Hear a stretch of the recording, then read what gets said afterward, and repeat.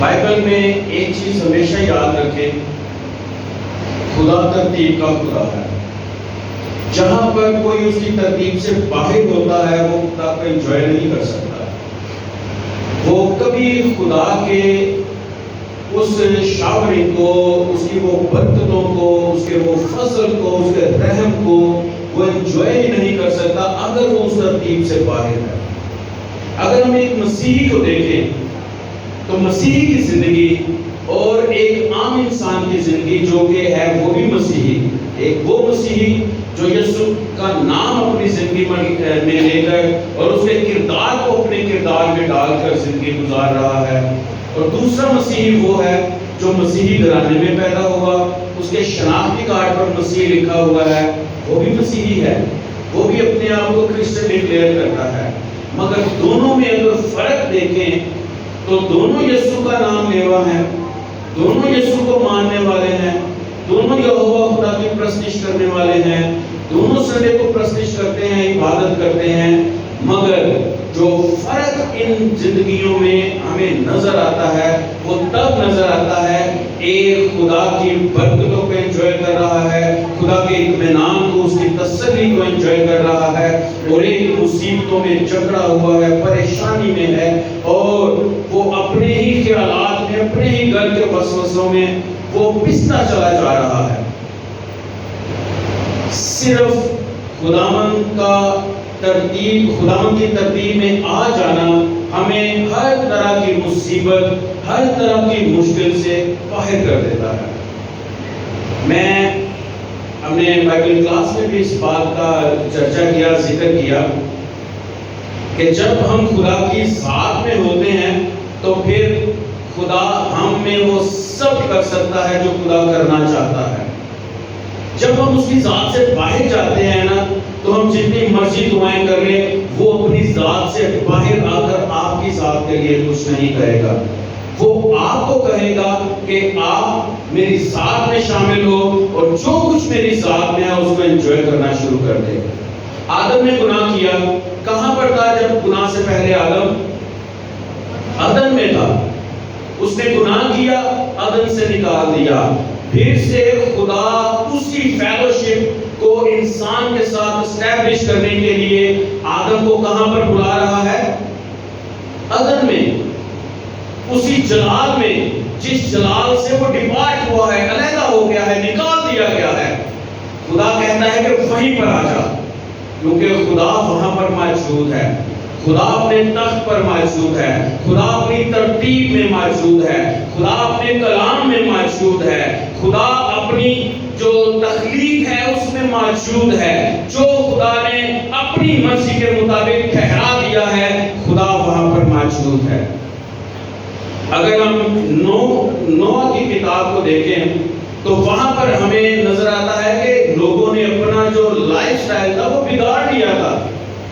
Life style بگڑ جانے کی وجہ سے خدا نے ان سب کو جن کی زندگیوں میں بگاڑ آ چکا تھا ان کو ختم کر دیا۔ مگر کون ختم نہ ہوئے؟ کون لوگ ختم نہ ہوئے؟ نوح اور اس کی فیملی، اس کے بچے، وہ ختم نہیں ہوئے۔ فرق کیا تھا؟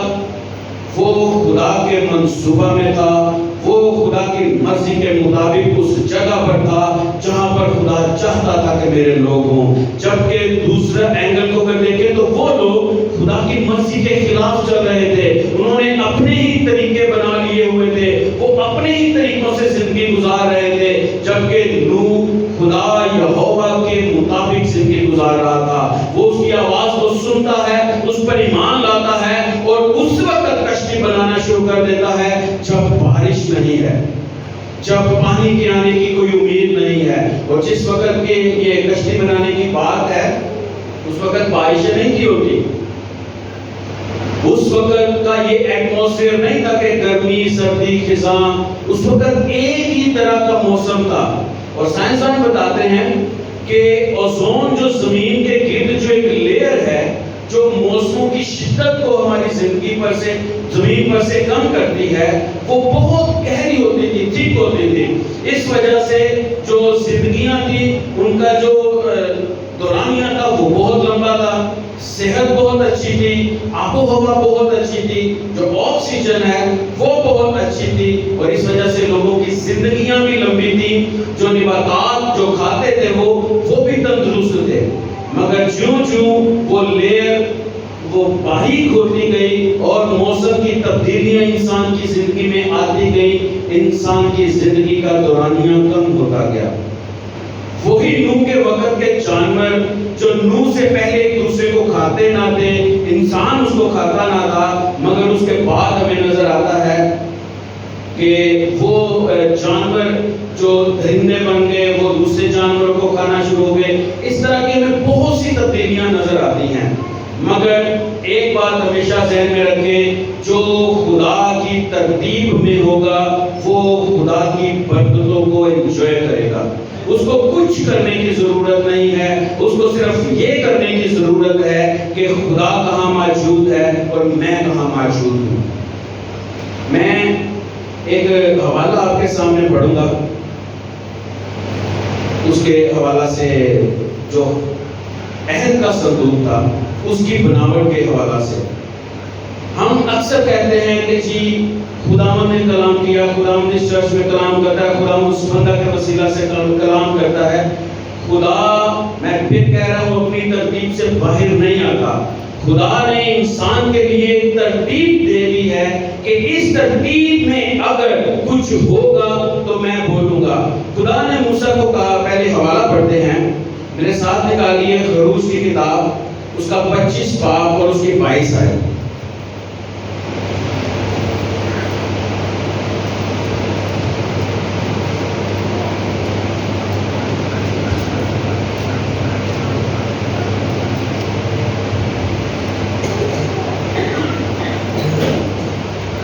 آیت سے 25 باب کے 10 آیت سے عہد کے صندوق کے حوالے سے سارا لکھا گیا ہے کہ یہ کیسے کیسے ہونا چاہیے۔ 22 آیت میں لکھا ہے، وہاں میں تجھ سے ملا کروں گا اور اس سرپوش کے اوپر سے اور کروبیوں کے بیچ میں سے جو عہد نامہ کے صندوق کے اوپر ہوں گے ان سب احکام کے بارے میں جو میں بنی اسرائیل کے لیے تجھے دوں گا، تجھ سے بات چیت کیا کروں گا۔ آمین۔ یہاں پر خدا بتا رہا ہے کہ وہ جب موسیٰ سے بات کرے گا تو کیسے بات کرے گا، کہاں سے بات کرے گا۔ سب سے پہلے خدا نے موسیٰ کو پہاڑ پر بلایا اور اس کو دکھایا کہ کس طرح خیمہ اجتماع بنانا ہے، اس کی ترتیب کیا ہے، اس کا سائز کیا ہے، اس کا طول و عرض کیا ہے، وہ سارا بن گیا۔ پھر اس کے اندر کا سامان بنانا شروع کیا، جس میں اس کے 3 حصے تھے، آؤٹر کورٹ کا جہاں پر قربانی ہوتی، اور ایک حوض تھا، پھر پاک مقام تھا جہاں پر بخور جلایا جاتا، جہاں پر روٹیوں والی میز تھی، اور جہاں پر شمع دان تھا۔ پھر تیسرا ایک حصہ تھا جس کو پاک ترین مقام کہتے ہیں۔ پاک ترین مقام میں وہ عہد کا صندوق تھا جہاں سے خداوند بات کرتا تھا، جہاں سے خداوند اپنی حضوری کو ریلائز کرواتا تھا، جہاں پر خداوند کی حضوری، خداوند کا مسا رہتا تھا۔ اب اس عہد کے صندوق کو اگر دیکھیں تو اس کی اگر بناوٹ کو دیکھیں تو وہ کیکر کی لکڑی سے بنایا جاتا تھا۔ اس کے لیے کہا گیا تھا کہ تو اس کو کیکر کی لکڑی سے بنانا۔ کیکر کی لکڑی کے بارے میں جب میں نے اپنے ایک دوست سے پوچھا تو اس نے کہا کہ اس کی سب سے بڑی خاصیت یہ ہے کہ اس کو دیمک نہیں لگتی۔ دوسرا، یہ ہر موسم میں مضبوط رہتی ہے، اور بائبل میں جو اس کی سگنیفیکنسی ہے وہ ہے کہ یہ حلیمی کو ظاہر کرتی ہے۔ اب جب ان باتوں کو دیکھیں تو عہد کا صندوق اس لکڑی سے جو عہد کا صندوق بنایا جانا ہے، اس کی خاصیت یہ ہے کہ وہ کبھی خراب نہیں ہوگی۔ اس کی ایک اور خاصیت یہ ہے کہ وہ بہت مضبوط ہے، اور موسموں کا اور جو اس کے جو ارد گرد کا انوائرمنٹ ہے اس کو برداشت کرنے کی قدرت رکھتی ہے۔ تیسری، جو انسان پر جب اس کو امپلیمنٹ کرتے ہیں تو وہ حلیمی کو ظاہر کرتی ہے۔ دوسری بات لکھا ہے کہ اس کو اندر سے اور باہر سے سونے سے منڈا دینا، سونا اس کے اوپر اس کی سونے کی لیئر چڑھا دینا۔ اب اندر وہ لکڑی کرتی ہے, جو خراب نہیں ہو سکتی. اس پر دوسری لیئر کون سی آ گئی؟ سونے کی. جب وہ سونے کی لیئر اس پر چڑھا دی جاتی ہے تو وہ لکڑی کی قیمت لکڑی والی نہیں رہتی, وہ سونے کی ہو جاتی ہے اور اس کی ویلیو بڑھ جاتی ہے. اور جب وہ کہا گیا کہ اس کو سونے سے منڈا دینا, اور پھر لکھا ہے کہ اس پر تاج بنانا. اب جو سونا ہے وہ مسیحیت میں اس بات کو ظاہر کرتا ہے, خدا کی قدوسیت کو, ڈیفینٹی کو, اس کی الوہیت کو. اب اوپر کروبی ہیں, فرشتے بنائے گئے ہیں. کروبی وہ فرشتے ہیں جو سب سے زیادہ خدا کے قریب ہوتے ہیں. وہ کروبی بنائے گئے اور ان کو ایسا بنایا گیا کہ ان کا جو دھیان ہے وہ اس جو ان کا منہ ہے وہ اس صندوق کی طرف ہے, اور اس کے جو پر ہیں انہوں نے اس کو ایسے پھیلائے ہوئے ہیں کہ وہ پورے صندوق کو کور کر رہے ہیں. اور خدا کہتا ہے کہ اس میں سے میں بولوں گا. مگر کب بولوں گا؟ کب خداوند بولا؟ جب اس خالی صندوق میں جو لکڑی سے بنا اور اس کو سونے کی پرت چڑھا دی گئی اور اس پر کروبی آ گئے اور اس میں خداوند کے وہ کلام, خداوند کے وہ احکام جو بنی اسرائیل کو خدا نے عمل کرنے کے لیے دیے تھے, جب وہ اس میں رکھ دیے گئے تو پھر خداوند اس میں سے بولنا شروع ہو گیا. پھر خداوند کا ابر, خداوند کا جو مسا تھا وہ ہمیشہ صندوق پر ٹھہرا رہتا. اب اس ساری اگر بناوٹ کو ہم اپنی زندگی میں دیکھیں نا, آج ہم چاہتے ہیں کہ خداوند ہم سے بولے, آج ہم چاہتے ہیں کہ اس کا مسا ہم پر ٹھہر جائے, آج ہم چاہتے ہیں کہ ہم خداوند کے ممسو بن کر اس کی مرضی کے مطابق کام کریں. اور خداوند کا کلام پطرس بتاتا ہے اپنے خط میں کہ ہم شاہی کہانوں کا فرقہ ہیں. شاہی کہانوں کا فرقہ سے مراد ہے کہ ہم وہ لوگ ہیں جو فرنٹ پر آ کر خداوند کی پرستش کرتے ہیں, اس کی خدمت کرتے ہیں, اس کی مرضی کو پورا کرتے ہیں. لوگوں کے اور خدا کے درمیان ہم درمیانی بن کر لوگوں کی نمائندگی کرتے ہیں. یہ ہے وہ ہمارا رتبہ جو ہمیں مل جاتا ہے جب ہم مسیح میں آ جاتے ہیں. اور پھر اگر ہم اسی خیمہ اجتماع والے اس صندوق پر آئیں تو خداوند کب بولے گا؟ دو باتیں آپ نے نوٹ کرنی ہے. ایک کہ خداوند کا مسا کہاں پر ٹھہرتا ہے, دوسرا خداوند بولتا کب ہے اور کہاں سے بولتا ہے. اگر یہاں پر 10 لوگ ہیں نا,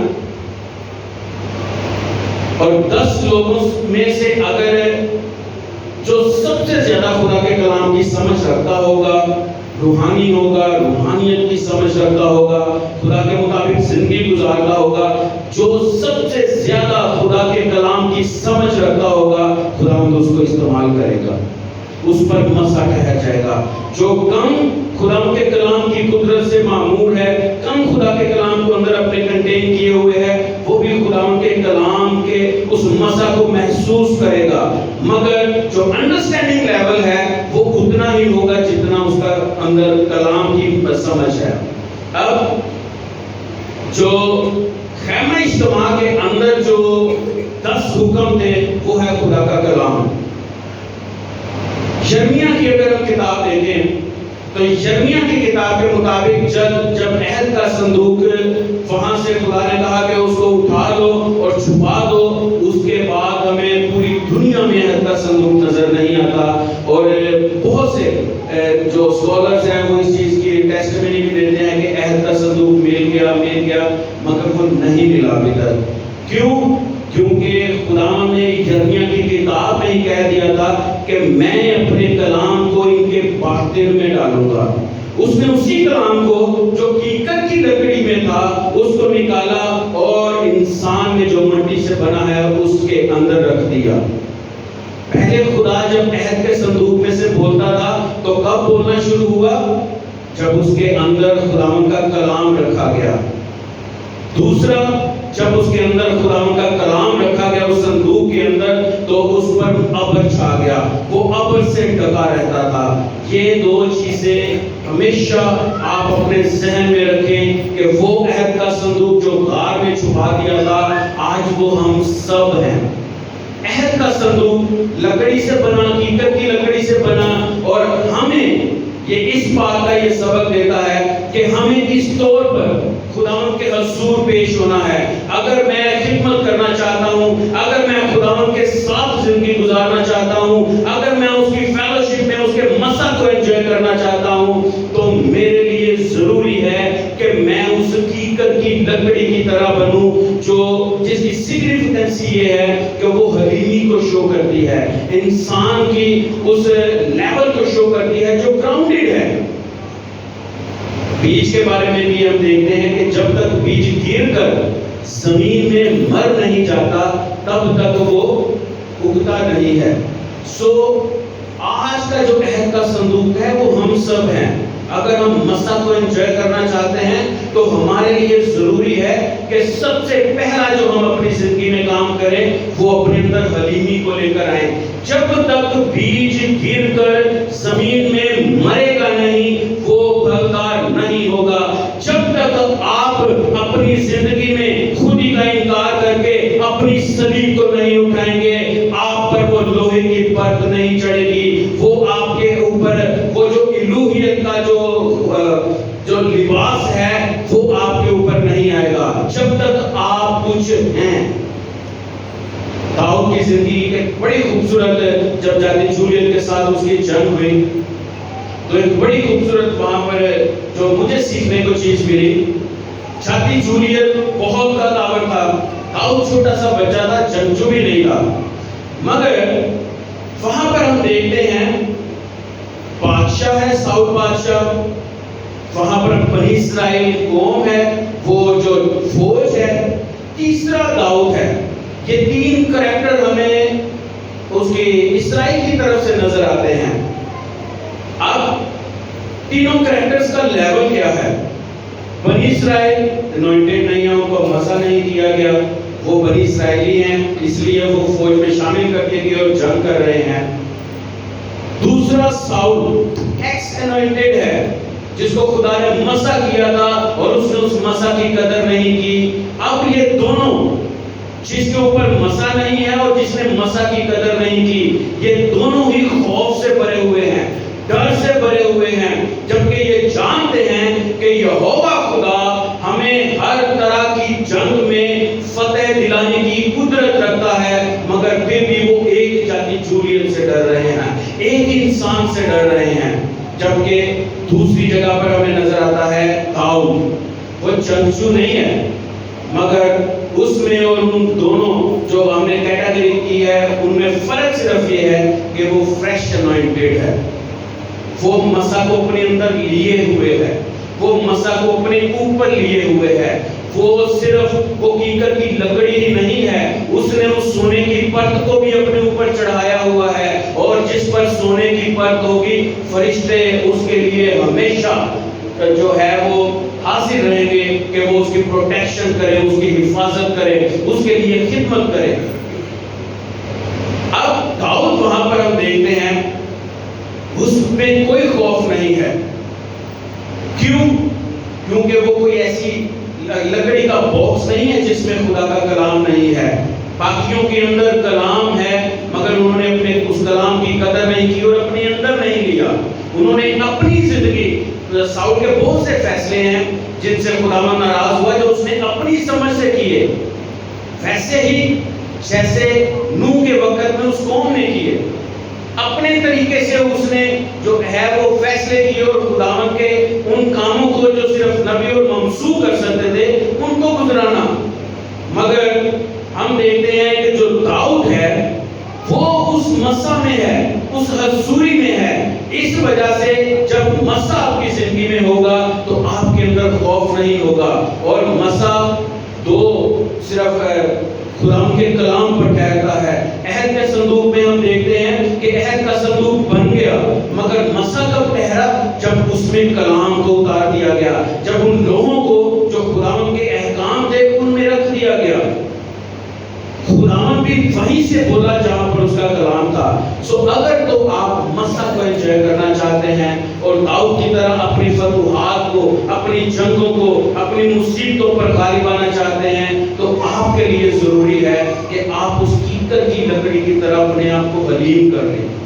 جب تک آپ اپنے آپ کو حلیم نہیں کریں گے، یقین جان لیجئے خدا آپ وہ الوہیت کا لباس کبھی بھی نہیں دے گا، اور جب آپ ایک دفعہ اس لباس کو پہن لیں گے تو پھر یہ بات کنفرم ہے کہ کروبی آپ کی حفاظت کے لیے آ جائیں گے، کروبی آپ کی خدمت کے لیے آ جائیں گے۔ ایک بڑا خوبصورت واقعہ ہے الیشا کے وقت میں ہمیں نظر آتا ہے۔ ایک بادشاہ اسرائیل کے خلاف پلاننگز کرتا ہے کہ ہم اسرائیل کو اس طرف سے جائیں گے اور مار دیں گے۔ وہ بادشاہ کو بتا دیتا ہے، بادشاہ الیشا کے کہنے کے مطابق ان اسٹریٹجیز کو تبدیل کرتا اور دشمن کے حملے سے بچ جاتا۔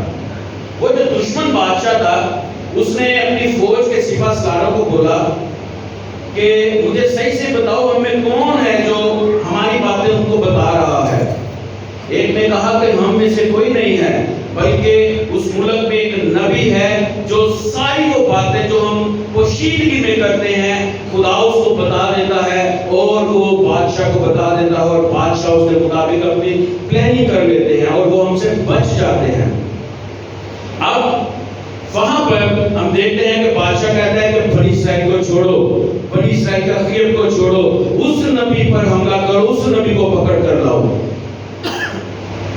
وہاں پر ہم دیکھتے ہیں کہ وہ آتے ہیں اور الیشا کو جس غار میں وہ رہ رہے تھے اس کو چاروں طرف سے گھیر لیتے ہیں۔ اب الیشا بڑے سکون سے بیٹھا ہوا ہے، اس کو کوئی ٹینشن نہیں ہے، مگر اس کا جو شاگرد تھا جو اس کے ساتھ تھا جہازی، وہ بہت پریشان ہو گیا۔ اور جہازی کا کریکٹر جب ہم بائبل میں پڑھتے ہیں تو ہمیں پتہ چلتا ہے کہ وہ کس طرح کی لکڑی تھی۔ کیا وہ کیکر کی لکڑی تھی؟ وہ کیکر کی لکڑی نہیں تھی، اسی لیے وہ اس مسا کو بھی نہیں سمجھ رہا تھا جس کو الیشا جو کنٹین کیے ہوئے تھا سمجھ رہا تھا، دیکھ رہا تھا۔ اس نے کہا کہ مالک انہوں نے ہم کو گھیر لیا ہے، اس کے اوپر خوف ستاری تھا کہ اب تو ہم گئے۔ مگر الیشا نے کہا خوف نہ کھا، جو ہمارے ساتھ ہیں وہ ان سے زیادہ ہیں۔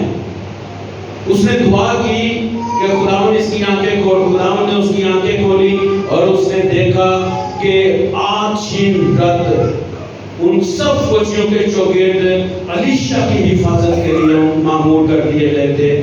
کیوں الیشا کے لیے معمور کر دیے گئے؟ میں نے آپ کو پہلے بتایا خدا اپنی ترتیب سے باہر نہیں نکلتا۔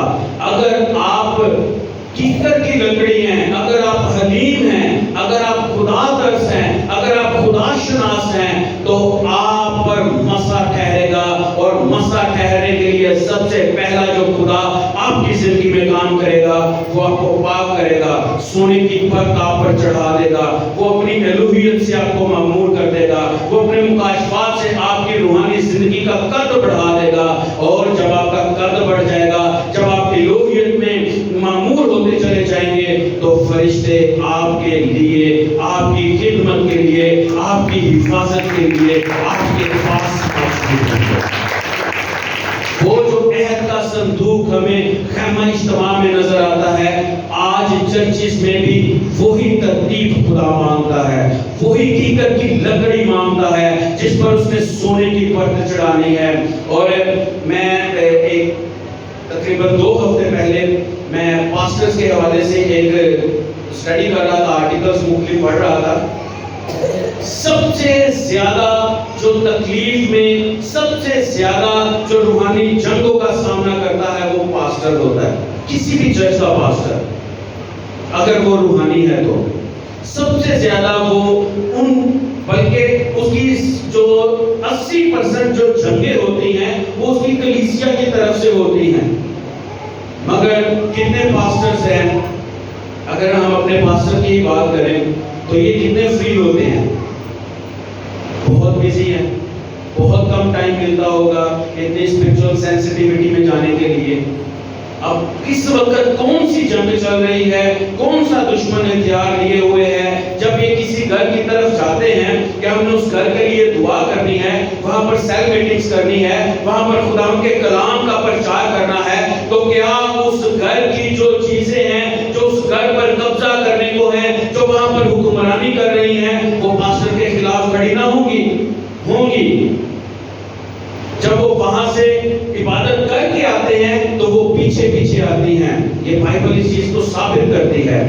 بہت سی جگہیں ہیں جو پاسٹر کو پتہ بھی نہیں ہوتی، مگر فرشتے جو اس مسا کے سبب سے وہاں پر موجود ہیں اور اس کلام کے سبب سے جو پاسٹر اپنی زندگی میں خدا کے کلام کو عزت دیتے ہوئے رکھتا ہے، ان مکاشفات کے وسیلہ سے، وہ مکاشفات جو اس کو الوہیت کے لبادے میں بڑھاتے چلے جاتے ہیں، اس کو معمول کرتے چلے جاتے ہیں، اس کی وجہ سے فرشتے اس کے لیے جنگ کرتے رہتے ہیں۔ اگر آپ مسیحی بننا چاہتے ہیں، اگر آپ اپنی جنگوں میں جیتنا چاہتے ہیں، اگر آپ اپنی زندگی کے سارے جاتی جولیت پر غالب آنا چاہتے ہیں، تو ایک بات ہمیشہ ذہن میں رکھیں، آپ کا کام صرف حلیمی کے لیول پر آنا ہے، باقی سارے کام خداوند کے ہیں۔ آپ کا کام صرف گرنا ہے اور زمین میں مر جانا ہے۔ زمین میں آپ کی جڑوں کو مضبوط کرنا اور آپ کی زندگی کو پھلاور کرنا خداوند یہوہ کا کام ہے، اور وہ یہ کرے گا کیونکہ اس نے اپنے کلام میں یہ وعدہ فرمایا ہے، اور سب سے بڑی بات یہ اس کی ترتیب کا حصہ ہے۔ اگر آپ اپنی زندگی کے جاتی جولیت کو گرانا چاہتے ہیں، اس پر غالب آنا چاہتے ہیں، تو داؤد کی طرح فریش انوائنٹنگ کو انجوائے کرنا شروع کر دیں۔ فریش انوائنٹنگ داؤد کی ایک خوبصورت جو ہم گیت بھی گاتے ہیں، آؤ ایک نواں گیت۔ کون سا نواں گیت؟ کون سا نیا گیت؟ جو میں نے لکھا ہے پاسٹر صاحب گائیں گے، جو پاسٹر مائیکل نے لکھا ہے پاسٹر صاحب گائیں گے؟ نو، داؤد اس گیت کی بات کرتا ہے جو خدا کی محبت میں، اس کے خوف میں، اس کے کلام کی عزت میں اس کے اندر سے نکلتا ہے۔ جب الفاظ اس کی پرستش کے لیے، اس کی تمجید کے لیے، اس کے آنر کے لیے آپ کے اندر سے نکلنا شروع ہو جاتے ہیں نا، تو اسی کو گیت کہتے ہیں۔ وہی گیت ہوتا ہے، اس کو اگر سروں میں لے جائیں تو وہ ایک خوبصورت موسیقی کے ساتھ گیت ہو جائے گا، اگر اس کو لفظوں میں لے آئیں تو آپ کی خوبصورت پرستش اور شکر گزاری بن جائے گی، اور اگر آپ اپنے بدنوں کو اس لفظوں میں انڈیل دیں گے تو داؤد کی طرح کا جسم بھی ناچنا شروع کر دے گا۔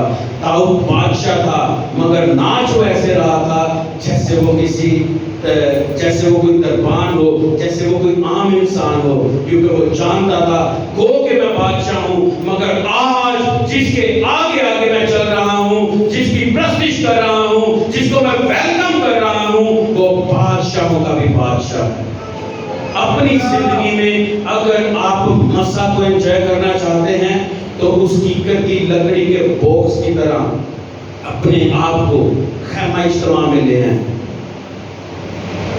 ایک بات آپ ہمیشہ ذہن میں رکھیں، میں نے شروع میں بتایا کیکر کی لکڑی کو دیمک نہیں لگتی، وہ خراب نہیں ہوگی، اور دوسرا وہ مضبوط ہوتی ہے۔ بس آپ کو اپنی زندگی میں صرف اتنا کام کرنا ہے۔ ہم مسیحیت میں بہت اکثر کہتے ہیں کہ جی یہ بھی کرنا پڑے گا، آپ کو یہ احکام ماننے پڑیں گے، آپ کو جو وہ روح کے پھل اپنی زندگی سے ظاہر کرنے کا، آپ کو کچھ ظاہر کرنے کی ضرورت نہیں ہے۔ جب آپ حلیم بن جائیں گے، جب آپ اس کیکر کا باکس بن جائیں گے، تو اوپر تو جو پرت آنی ہے وہ الوہیت کی آنی ہے، اور الوہیت کی ساری معمولی یسوع میں سکونت کرتی ہے، اور یسوع ہم میں سکونت کرتا ہے۔ جب ہم حلیم ہو جائیں گے، جب ہم اس الوہیت میں آ جائیں گے، تو پھر ہم نہیں بلکہ مسیح ہم میں زندہ ہوگا۔ ہم نظر نہیں آئیں گے بلکہ مسیح نظر آئے گا، ہمارا کردار نظر نہیں آئے گا بلکہ مسیح کا کردار نظر آئے گا۔